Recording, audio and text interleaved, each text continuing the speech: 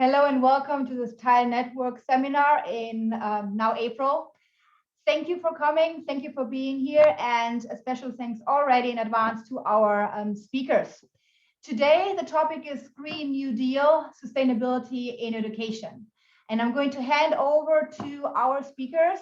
We have an array of speakers today coming from student perspective side, from staff side, and looking at that topic and sharing their insights, their expertise, and resources.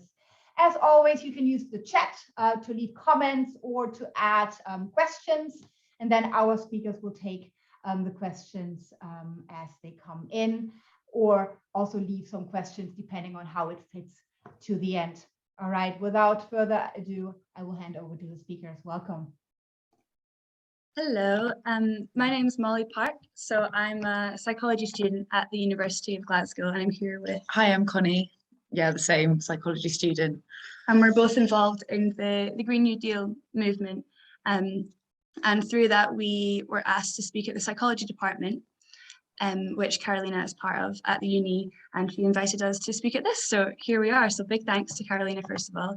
And I want to say welcome everyone as well. We were told it's going to be a global audience, but I think that's kind of hitting home now that we're seeing people here from Amsterdam and Lebanon and New York. Like, I feel quite thrilled actually to have such an amazing audience.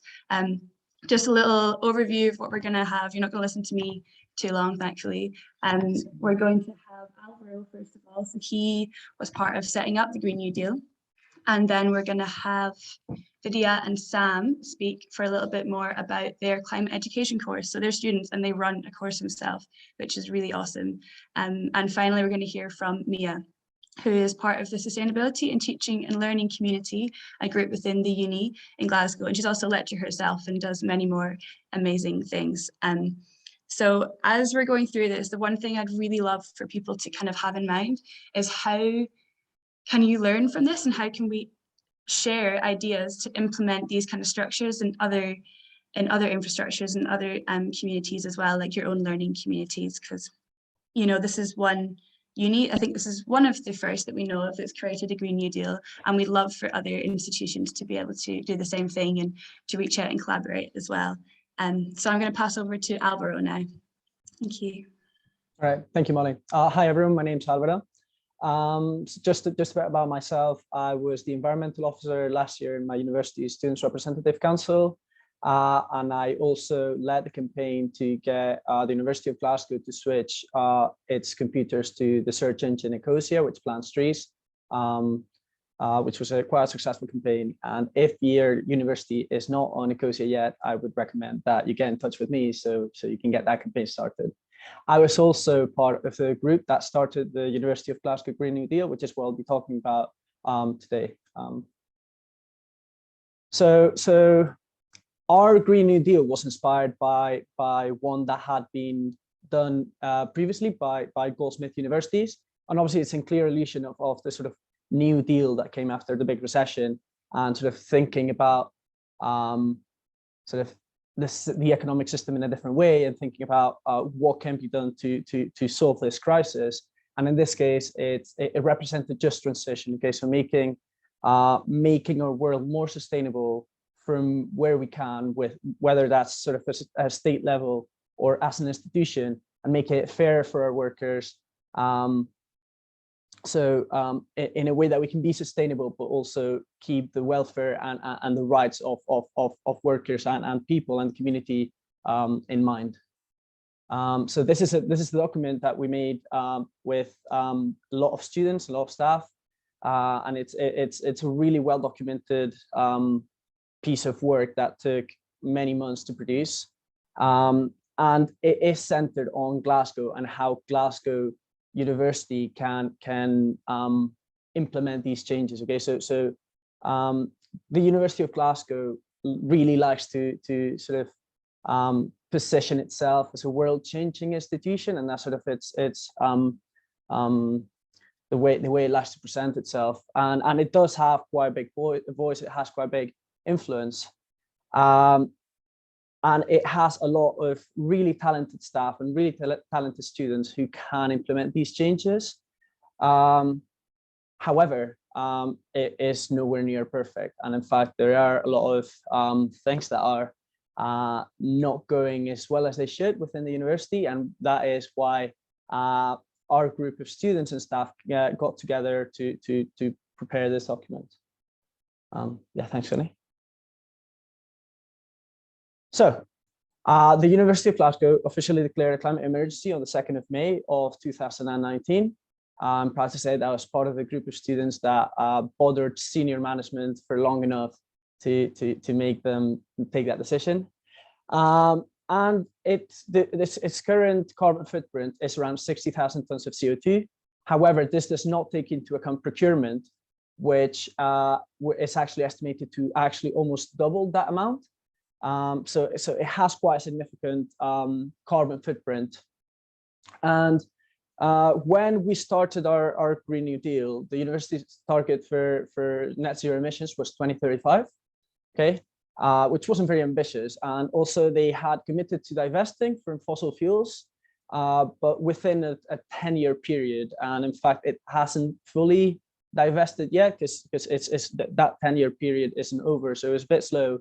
So we felt, and a lot of students, a lot of staff felt that the university could be doing a lot more. Okay, they also still invest in really unethical enterprises such as the arms trade, so BAE Systems, and quite nasty corporations such as Nestle and Monsanto.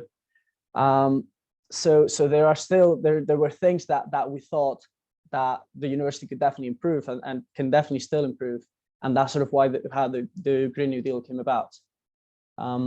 Next.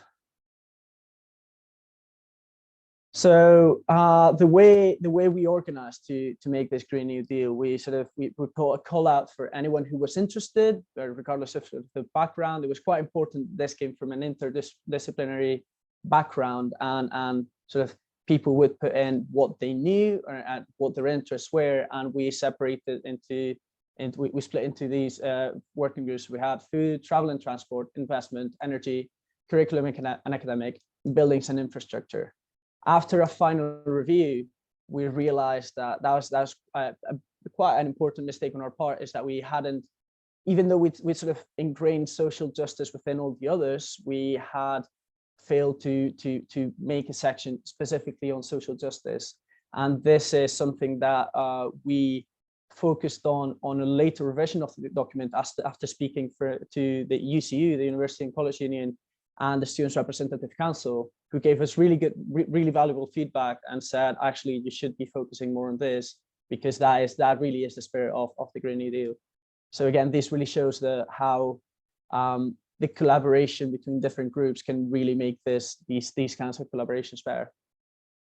So the result of this Green New Deal is 60 well-documented demands and proposals. Okay, so it's almost 80 pages of sort of documents and figures and references on the proposals that we're making and how they can be implemented.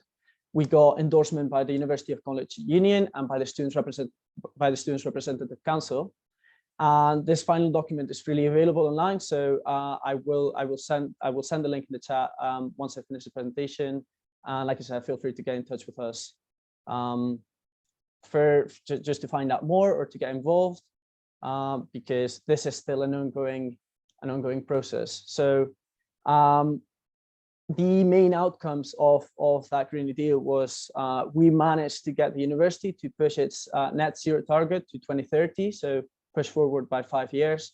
This is something that senior management said that it was thanks to our push and our engagement that they were able or they felt like they had to improve their target.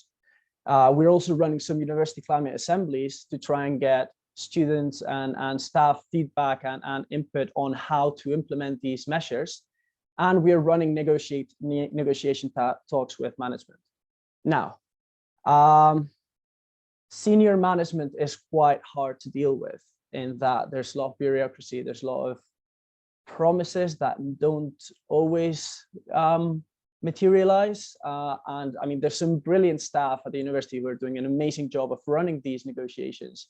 But it's not a walk in the park. There's a lot of negotiating, there's a lot of frustration that comes with it. But we knew this when we started. And one of the best outcomes from this Green New Deal is the interdisciplinary sustainability course that Vidya and Sam are going to be talking about later. Okay, so that's all from me. Like I said, if you want to get involved, we've got a Facebook page, we've got a website that I'll be sending in the group now. And yeah, we're always looking for people to get involved. Thank you very much.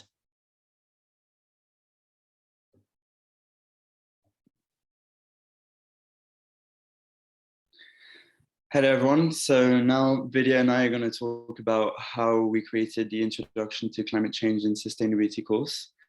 So we're going to talk about the process of making it, how the course is running at the moment, and then potential future work.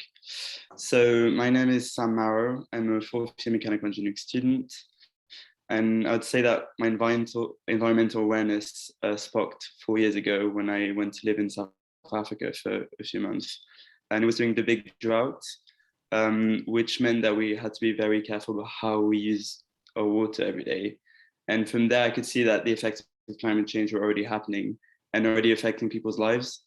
So when I arrived at university, I decided to invest myself in several sustainability and environmental societies and joined the Green New Deal. And it's where I met Vidya. So I'm gonna let Vidya present herself. Hi, I'm Vidya. I'm a fourth year medical student. I've always kind of loved nature, and when I joined uni, I joined Extinction Rebellion and various other climate groups. And that's kind of how I've been working on sustainability over the past few years. Next slide, please. So I'm going to talk a bit about the course and how it was founded. So as I've said, both me and Sam were kind of from the science background, and we both had an interest in the climate crisis, but we didn't really feel like we knew enough. And we felt like our courses didn't really cover the climate crisis because it wasn't really seen as like part of the science field. It was something that was taught about in geography and earth sciences and things, but not really addressed in other courses. And so the more we kind of tried to learn ourselves, the more we started to realize how interdisciplinary the climate crisis is, and how, it's not just a problem with one specific field or subject or mindset. It's something that affects like everything, and all forms of education, all forms of like existing in this world right now. And so we were kind of talking about that at one of the working groups for the Green New Deal in the curriculum and academic change. And the more we kind of spoke, the more we were like, maybe we should do something about this and, learn more about the climate crisis and find a way for students to learn more, regardless of what subject they're studying and regardless of like, time constraints and things like that. We wanted a course that was accessible for everyone, and was at like a kind of basic introductory level, so that everyone could kind of, participate, and you didn't need to know things already.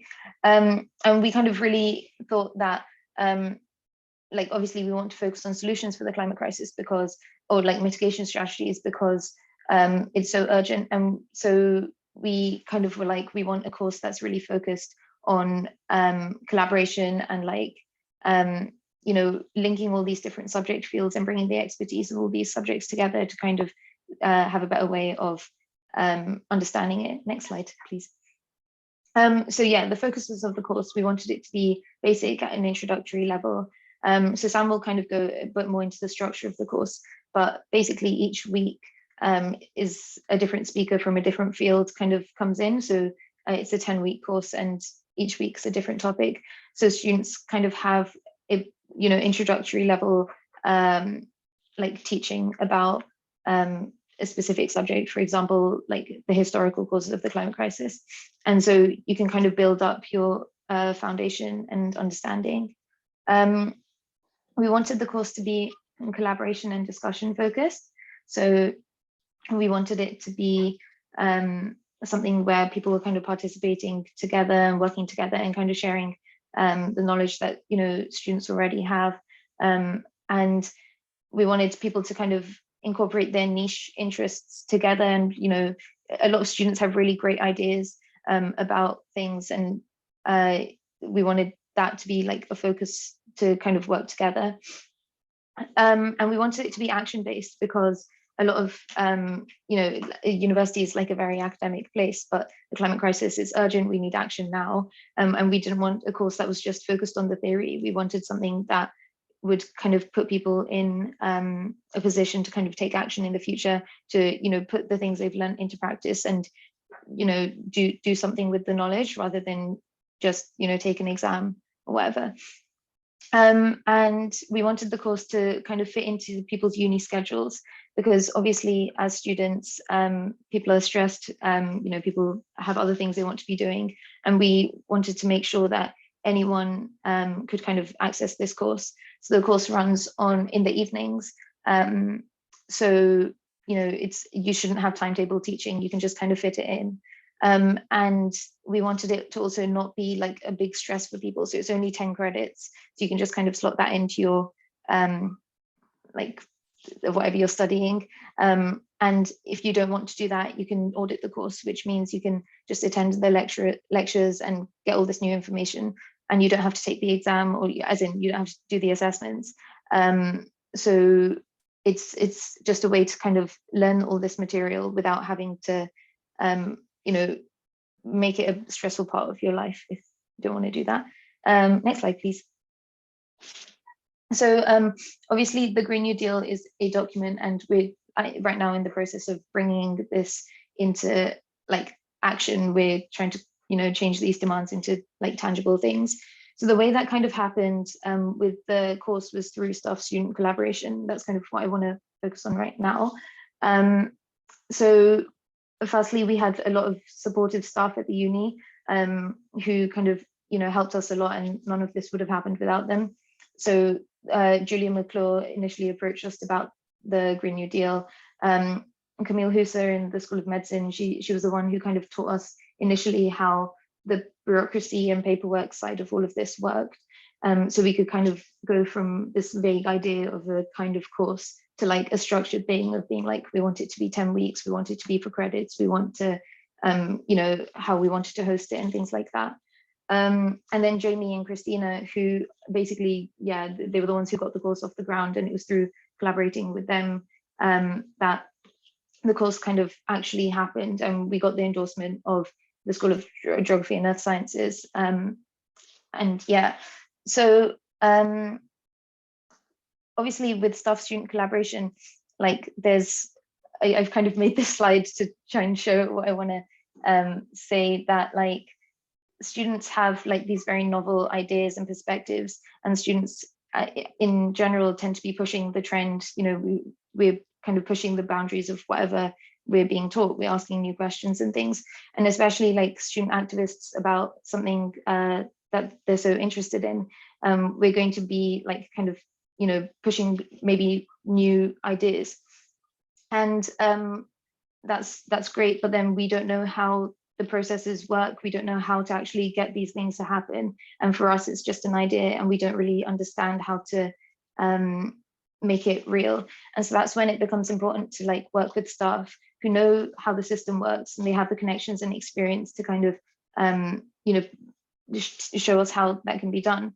But then obviously with staff, there's time constraints, there's huge workloads, staff are overworked and busy, and also there's a limit to what staff can endorse openly. Not that climate change should be something that's a controversial topic to endorse, but in some situations people don't necessarily have the capacity to do that. And so that's why it's we can kind of complement each other as staff and students working together to kind of create things like this course. And so I thought it was important to say that a lot of us are kind of student activists, and often what we propose is kind of seen as too radical, and it isn't taken seriously enough.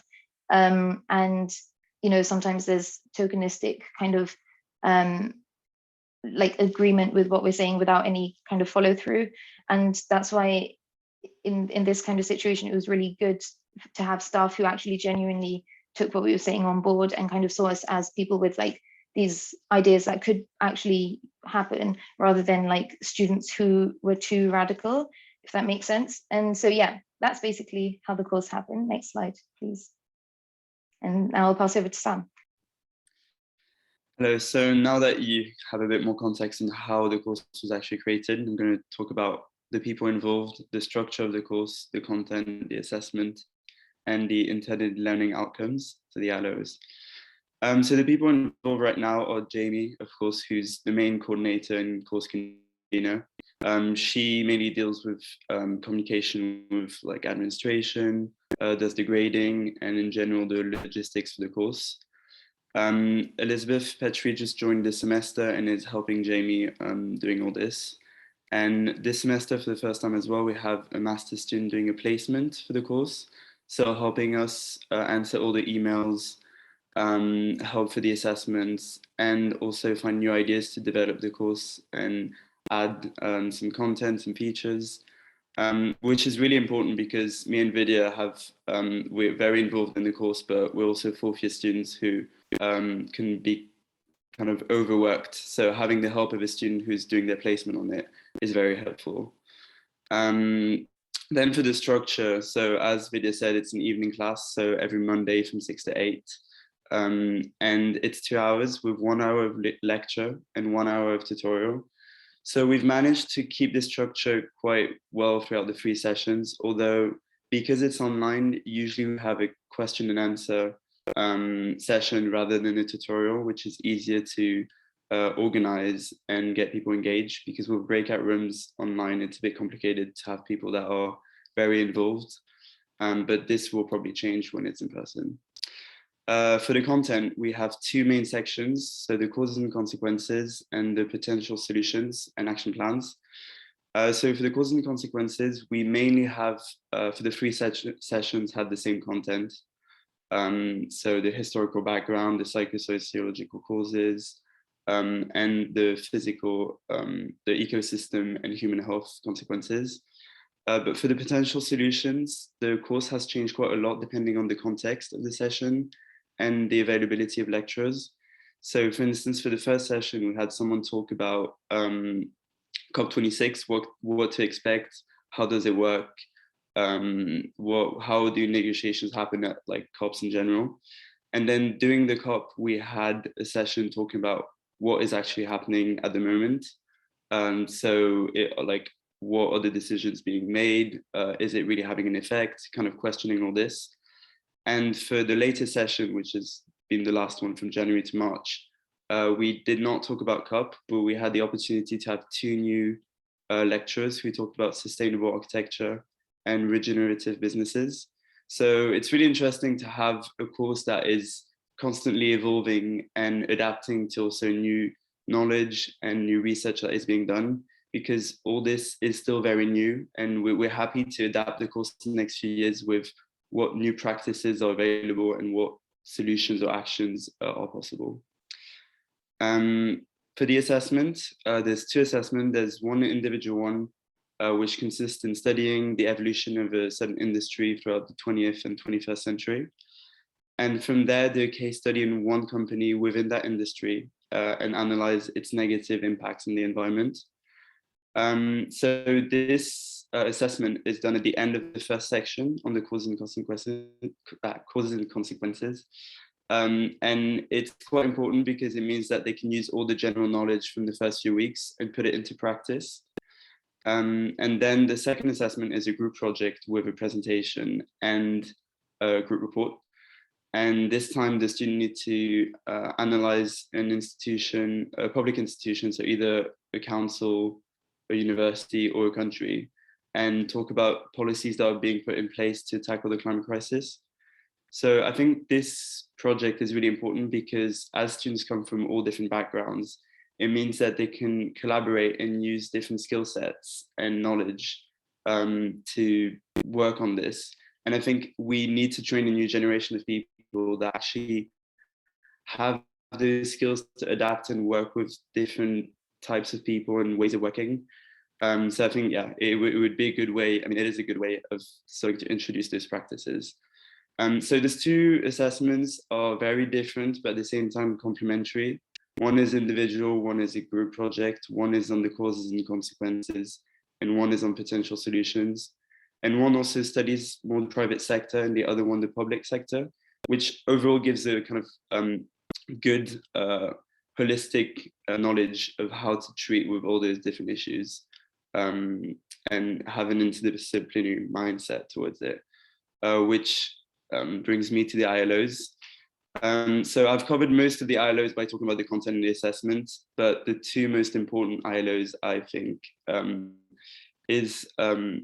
or the two that are written there. So develop a holistic interdisciplinary understanding of the climate crisis by exploring the rules and interconnections between different subjects and how they all impact each other. So I think the main connection that we wanted to establish is also the connections between the social sciences and the engineering and science in general, and how to use those both methods to find better plans or solutions. So for instance, we know we need to minimize our CO2 impact, reduce our waste, toxic chemicals that we produce. But we can only do that by transforming the way a society works and our system works, and by shifting our behaviors. So both are completely interlinked, and that's what we're really trying to show through this course. And then the second ILO is develop communication and debate skills that enable students to demonstrate ideas effectively and clearly be confident discussing climate change issues. So I think that I realized how important that was, mainly in the last session where we had a few American students that told us that their families or close relatives didn't believe in the climate crisis. So we had a discussion with them, and it was quite interesting to see how it is a big issue in their life, and they don't really know how to deal with it, and it's quite complicated to convince or persuade people of this issue, because there's a deep denial of it because of how urgent the situation is. So I think that the course is there to give tools on how to have a constructive argument and to know how to make all the connections so that there's no flaw in your knowledge of the climate crisis, basically. Next slide, please. So from the initial purpose of the course to the course right now, what did we actually manage to fulfill, and what all the different objectives that we actually managed to meet? Well, hopefully, because I mean we had the help of the staff, and we were very lucky, we managed to meet most of what we wanted. Although the discussion and collaborative aspect of the course and the action-based mindset didn't completely get fulfilled. And this was mainly due to the fact of the COVID-19 pandemic hitting when we created the course. So the course only has been online for now, which makes it difficult to really have engaged students who properly go into more intense discussions or debates and express their ideas and opinions. So hopefully, if it's in person, we'll have the opportunity to have more of an intimate space where people feel comfortable to talk about all this. So hopefully it should be a challenge that we should overcome in the next year when it's in person. Then for the administration, I think Vidya talked a lot about it, but it was one of the main challenges. And I think the solution is just to collaborate with members of staff because of course, like they will have more experience and they'll know how it works. So yeah, that was very helpful. And I think one of the main challenge that is still to come is the course structure, because it's a different lecture every week, it's very complicated to organize when, for instance, the COP26 happened or the strikes happen. Some of them had to cancel last moment because they were overworked or couldn't work because they were striking. And because each class is an entity in itself, there's a lot of like content that is not being discussed in other classes. We had to adapt quite quickly and replace the content or change it, which affects the common thread of the course. So I think that was one of the main challenges, and for now we've managed to overcome it like quite well. But I think it will be the main one that we'll have to deal with for the next few years. But we are happy to do so because I think this interdisciplinary structure is intrinsic to the purpose of the course. So it's definitely a challenge that is worth trying to constantly overcome. Yeah, next slide, please. And I think now Vidya is going to talk about feedback and future work. Yeah, so we've only been taking qualitative feedback for the course, and so that's also something that we're going to be working on next time it runs, to kind of have qualitative feedback, just so quantitative feedback, just so we can kind of map trends in things like people's understanding of the climate crisis, and things like that. So we did this survey at the end of this run of the course and asked people what they enjoyed the most. And it seemed that people really enjoyed the fact that it was interdisciplinary, that there was a wide range of speakers. And it seemed that, if people kind of understood why it was like that, which was good. And also this quote from the second screenshot, that every lecture gave people another piece in a puzzle, is kind of exactly what we wanted from the course. Like, we wanted everything to kind of link and fit together like that. So yeah, we were really happy with the feedback. Next slide, please. So yeah, like Sam has said, the second half of the course is quite fluid. We're kind of mapping it based on what's happening and also what people's interests are. So these are some of the suggestions that people have said could be covered: nuclear fusion, the impact of war on climate change, and tech, and all of these things, which we definitely want to focus on. And we kind of want to make sure that the course is operating based on student feedback as well, because obviously this is a course like for students, and the fact that it's run by students kind of, allows us to, take feedback on in a way that maybe a more solidified course wouldn't be able to adapt to as much. So that's definitely something that's good.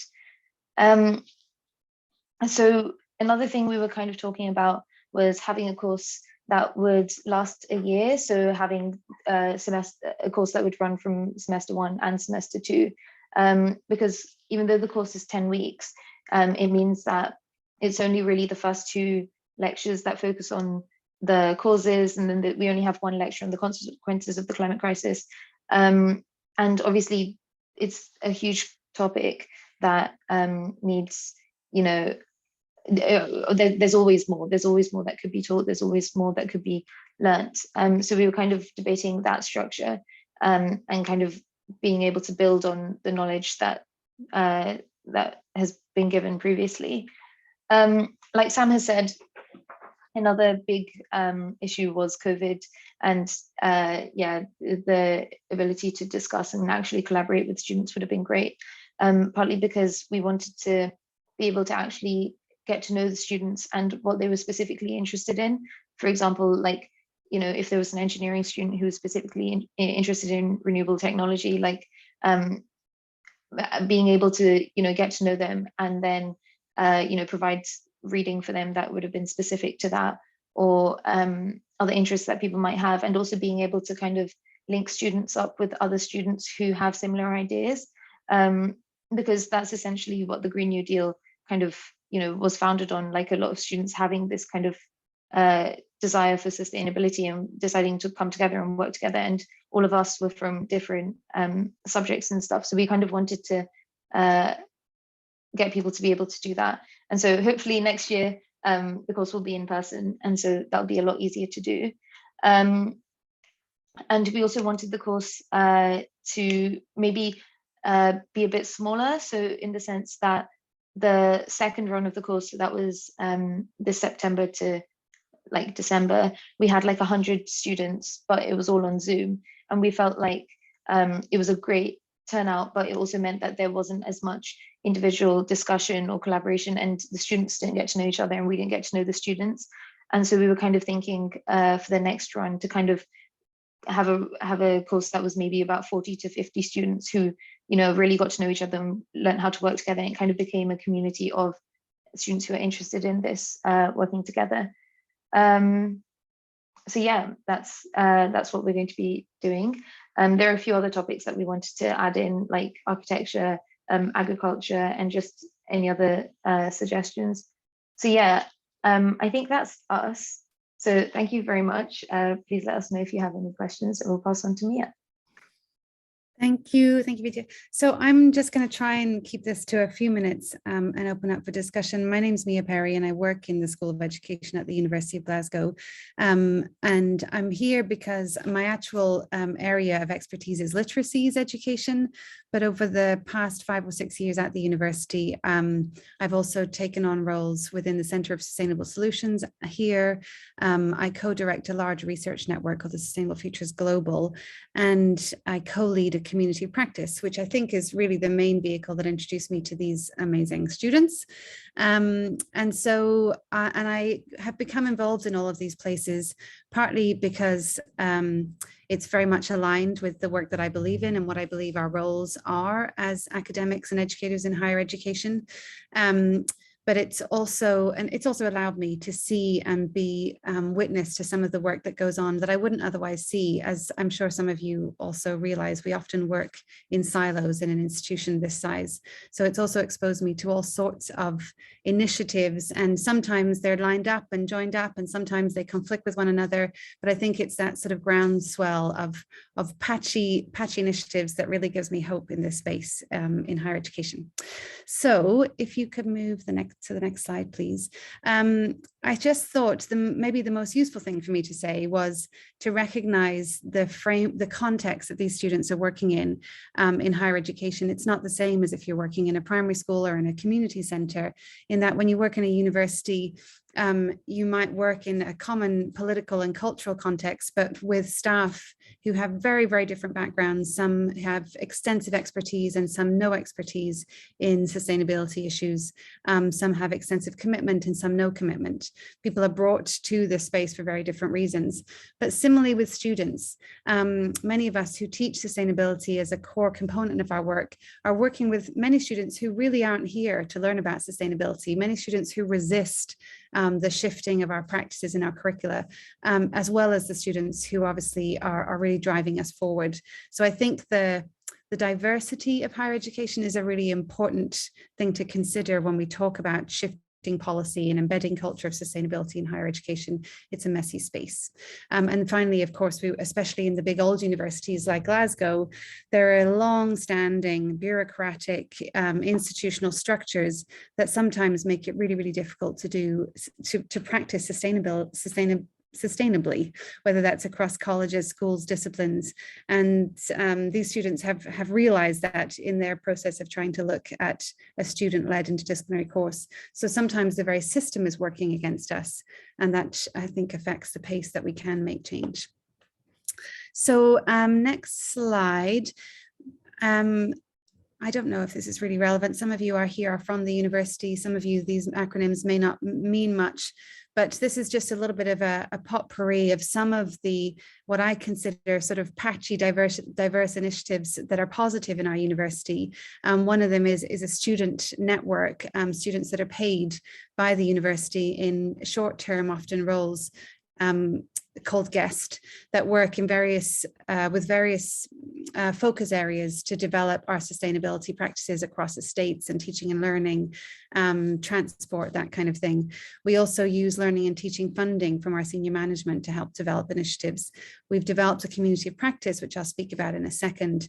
There are lots, I'm sure in all sorts of universities now, there are lots of MOOCs being developed, which the university sanctions and approves of and gets very excited about. The student-led courses that you've heard about, micro-credential courses are happening, and also work around sustainable laboratories. And many of the people in here, the speakers today, can speak to many of these initiatives, which I think is telling in itself. And next slide, please.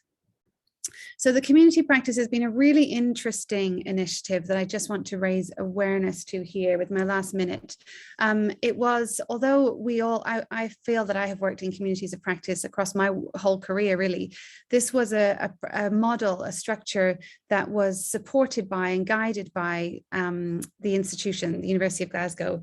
We had administrative support, we had a very fixed structure, but it was really intended to allow members from across colleges, from across research, teaching, estates, administration, to come together and self-organize from the ground up initiatives around sustainability. And that we're in our second year of that work, and it's a huge learning curve for me, co-leading this initiative. And one of the most important affordances of it is that it's disorganized, really. Anybody and everybody is welcome into it, and sometimes nothing happens, but anything can happen. And I'm just going, you see the list here. We've built community around this community of practice. We have about 100 and so members. We have created workshop series and seminar series. But one of the things we did was we created a platform for students to guide, inspire, and in some cases shame our colleagues to wake up and listen to the call for activist and progressive students in sustainability. And we were able to launch a Pecha Kucha event where we accepted nominations from students across the university to speak about the work that they're doing. For example, the Green New Deal students and this course. And we had 60 or 70 staff who attended in person, synchronously, and not in person, synchronously online, and many more who've watched the recording, to listen to our very students. Some of them are only in the university for a year at a time, who manage within that time to push forward the practices and the motivations of their teachers to create apps, to create courses, to create activism and initiatives. And things like that allowed listening to students are the sorts of events, the once-off, ad hoc, unfunded, unsupported experimental events that the community of practice has enabled, and we're going to continue to do. And finally, I think my final slide, please. This is for any teachers out there, and this, I think, considering the audience here, this might be already very common knowledge to you. But finally, to say, and what I say to my colleagues, is there's no shortage of resources. There's really no excuse for us who are in higher education, no excuse for us not to be reaching out and connecting beyond the silos of our practice or the pre-existing curricular or systems of our work. And I've just got some really low-hanging fruit here. EAUC, which we work very closely with, but is a really great resource for anyone in the UK, but also beyond. For anyone who's in primary, secondary education, Learning for Sustainability from Education Scotland, the policies are really clear. The resources are bigger and bigger every month. It's just about integrating and translating those into our classrooms, really. That's the next step. There are lots of blog posts and little recorded initiatives that you can find on our websites from the community of practice.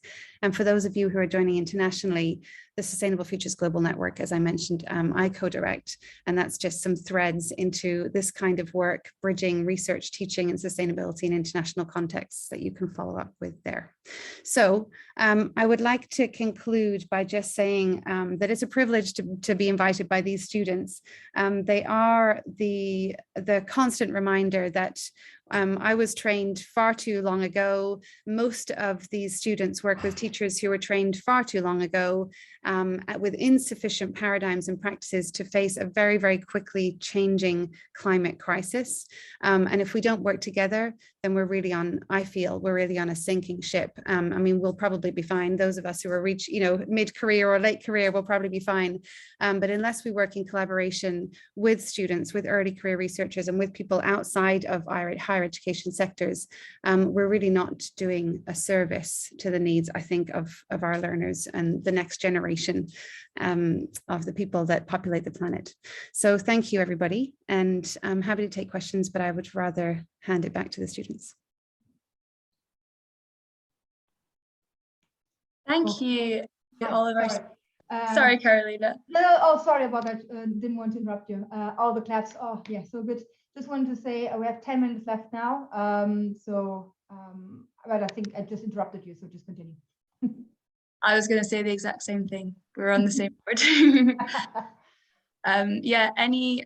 We weren't able to go through the chat just there, so we have a little scroll through it now. People were answering, and you guys were all super engaged. That's awesome. Any questions, please turn on your mic and your camera and whatever and shout or stick in the chat, and we can see what we can do. I'm really happy we're recording this chat because there are so many different links and resources in there, super helpful for us. And again, we will share everything in a post with the recording on the Tile Network website as well. So everything will be there forever to keep. Any questions from the audience or comments?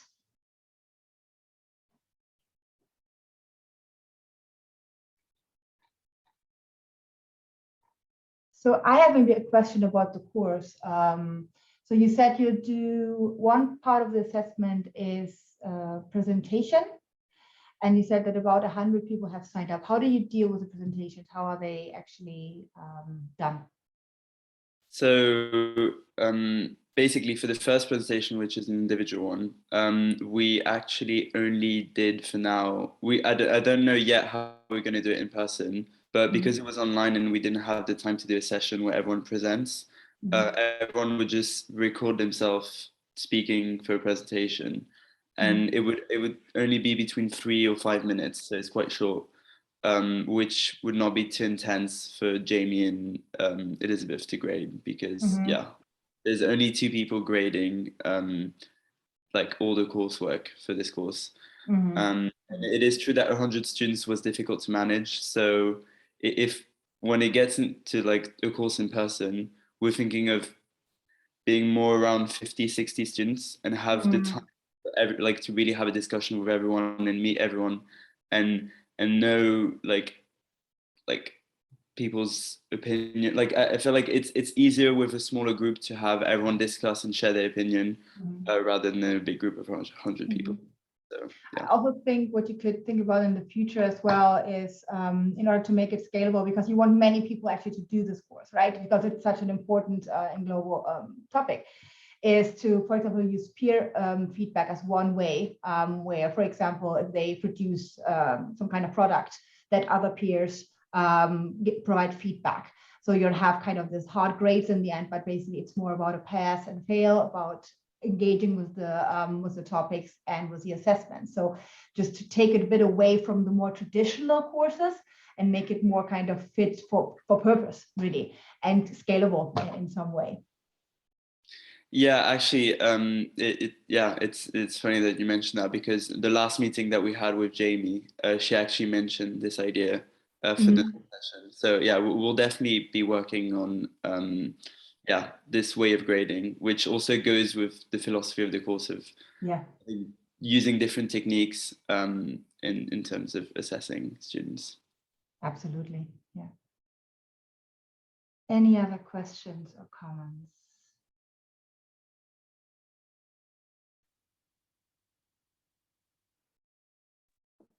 Oh, Patrick, sorry, I think you unmuted yourself there for a second. There. Yeah. I'm happy to ask a question, or really more comment. And I think first of all, congratulate you guys, because I think this is really a tremendous effort. And again, I think this is one of those things that at least makes me very hopeful that there might be a solution for one of those problems out there that is climate change, despite what we hear in the news and what we've just heard yesterday when the IPCC published their kind of latest report. So I think kind of we need more of those initiatives. So big applause to you. I think this is absolutely terrific.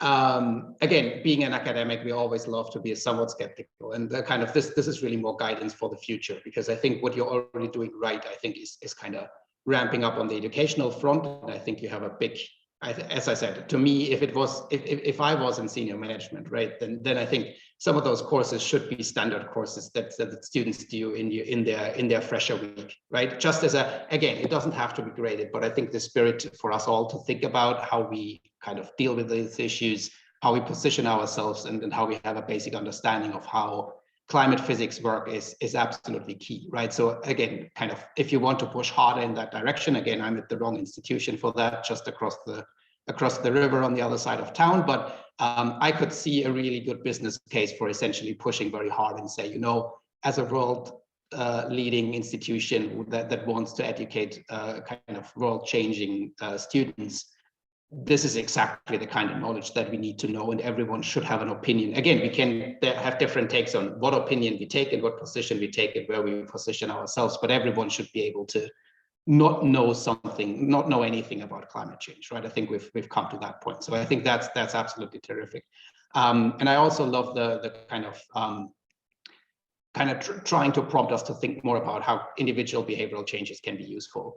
I think where it gets a little bit thornier is, and I in Alvaro's presentation, I felt that you were already up to that, but I think systematic change or change at the systems level is really key, right? So we don't want to end up we should change our behaviors, don't get me wrong, but there's systems in place that limit what we can achieve.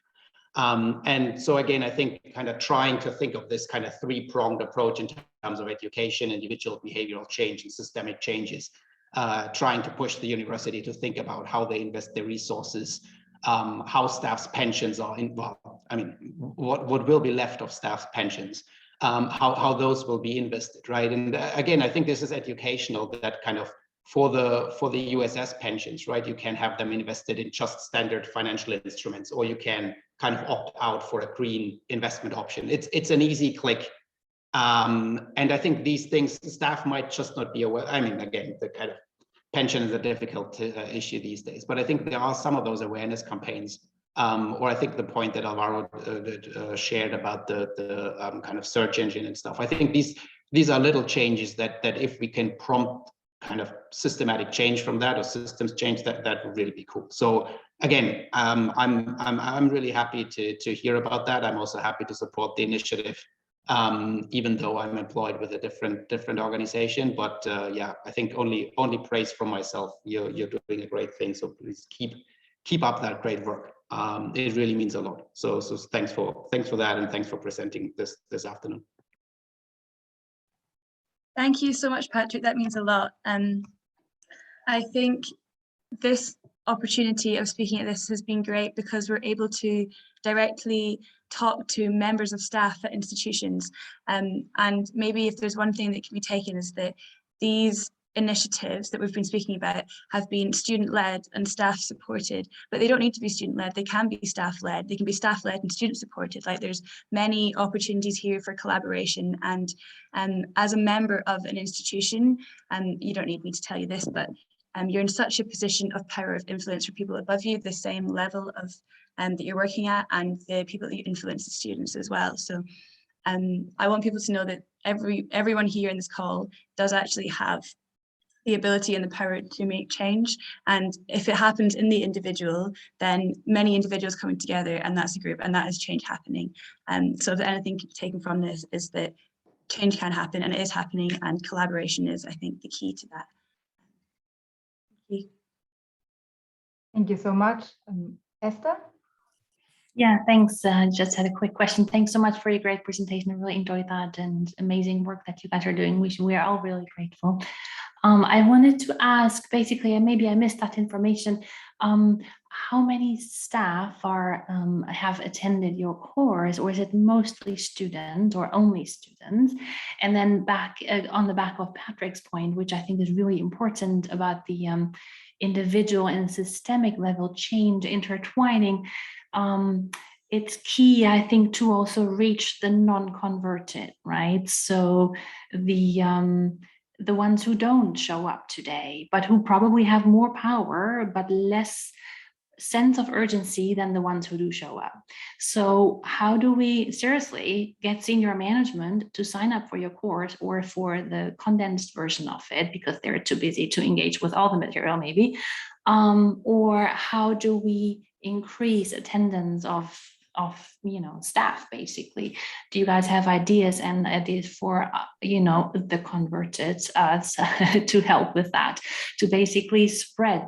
So and I guess the background for my question is that I still have too much of a sense at this institution that there is a sense of climate change affects the global south, the lower and middle income countries. It might even be good for Scotland, and this kind of stuff, which really clearly asks for more education, because we're way beyond that point, especially among decision makers. There's no time, to maintain these views if you're in a position of power. So I think it's very much a matter of education, but how do we reach those who don't have that sense of urgency, and is there anything we can do to help?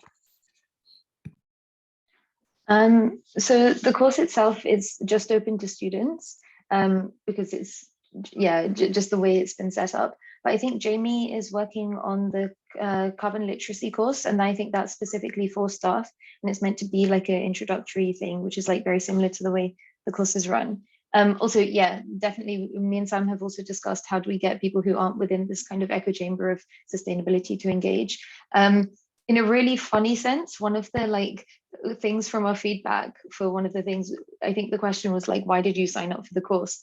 And that response was, because I wanted 10 credits. And at the time, that's probably not like great feedback, but it actually shows it's someone who probably doesn't care that much about the climate crisis and just wanted 10 credits. And so in a sense, like people can just like, you know, do it for the sake of it, and they may not attend stuff and they may not participate that much, but they're still getting the content. In terms of senior management, I don't know. I think it's a really big issue, and like Mia kind of talked about, there are so many like bureaucracy things and traditional you know, things in place that I don't know, I feel like someone else could take that part of the question.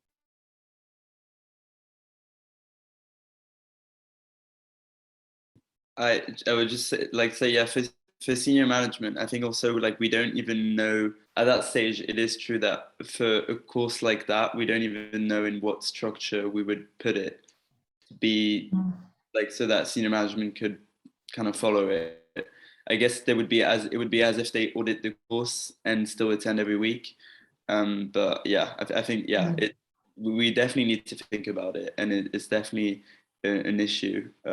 But yeah, I think we can definitely discuss it with Jamie, who will know more about all this. Yeah.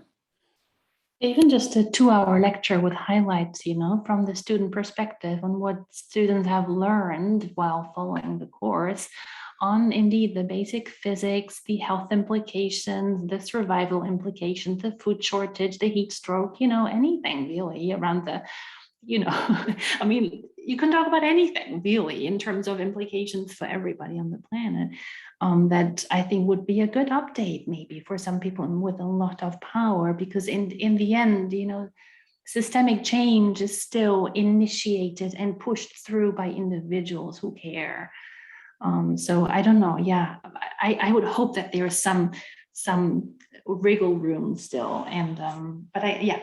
So we're here. If there's something you think we can do to help, just reach out. And obviously we're thinking in the background about the same kinds of issues. So thanks. Thank you so much. And if you think about it, right, 2-hour lecture is basically a 2-hour senior management meeting that you don't go to. And instead learn something. So I mean, just put it this way. All right, I'm just conscious of the time. I would like to thank all the speakers for this wonderful talk. And also we had not one, we had many different talks from different perspectives, looking at different ways and all different resources that were shared today. So amazing. Thank you so much. This was beyond what I expected today. I learned so much. Again, we will have everything put together on the Tile Network website for you to look at. And again, one more time, thank you so much.